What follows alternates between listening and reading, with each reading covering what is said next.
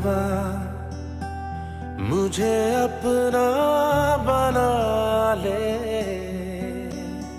পাপনিষ্ট সকলৰ বাবে সুখবৰ বিতৰ্কই তলাব পৰা নাই পাপনক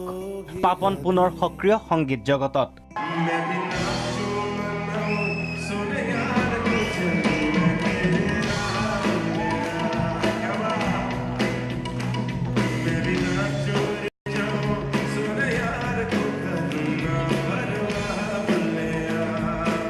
থিয়েটাৰৰ এক বিশেষ গীতক লৈ গুৱাহাটীত ব্যস্ত পাপন হয় এটা অনাহুত বিতৰ্কত সোমাই পৰিছিল অংগৰাগ পাপন মহন্ত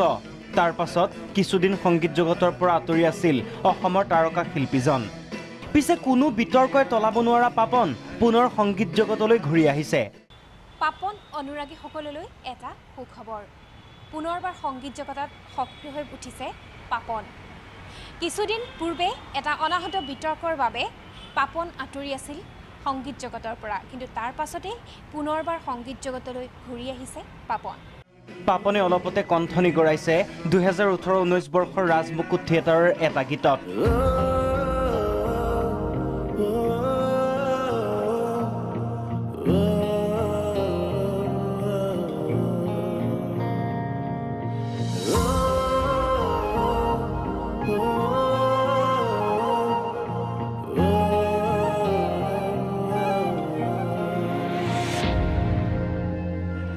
হয় নাট্যকাৰ ৰাজদীপৰ বাউলী মোৰ প্ৰিয়া নাটকখনৰ এটা বিশেষ গীতত কণ্ঠদান কৰিছে পাপনে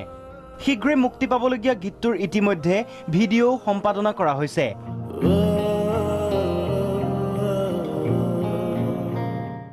বাউলী মোৰ প্ৰিয়া বুলি এখন ড্ৰামাখনৰ ডিৰেকশ্যন মই কৰিম আৰু এই গীতটোৰ সংগীত মই কৰিছোঁ গীতটোৰ লিৰিক্সো মোৰ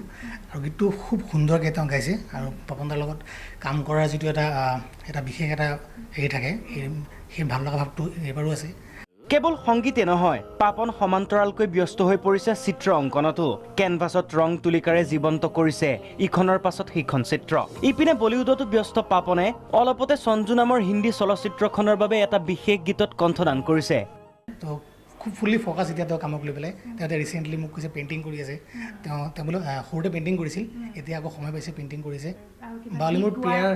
বাউলী মোৰ প্ৰিয়াৰ বাহিৰেও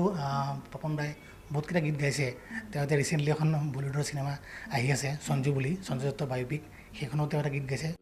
আমি এনেদৰেই পাপনক বিচাৰো সন্মুখত অহা ধুমুহাৰ প্ৰাচীৰ ভাঙি পাপন এনেদৰেই আগুৱাই আহিছে আৰু অনাগত দিনবোৰতো নতুন নতুন সৃষ্টিৰে উদ্ভাসিত কৰক সংগীত জগতক